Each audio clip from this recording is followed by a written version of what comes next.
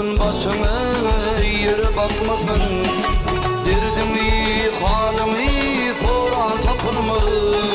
Gariplik derdinden Allah'ım saklasın, derdini halini soran tapılma. Gariplik derdinden Allah'ım saklasın.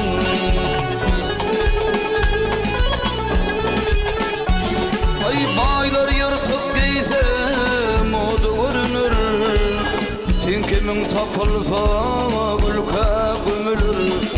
Hova adım himme vadı günür, sonunu yokluktan Allah'ım saklasın.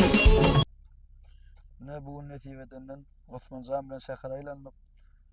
Osmancan elmidama Allah yollaşın olsun, yolun ak olsun, yollaşın hak olsun. Kulu sünnükler sana. Sağ olun.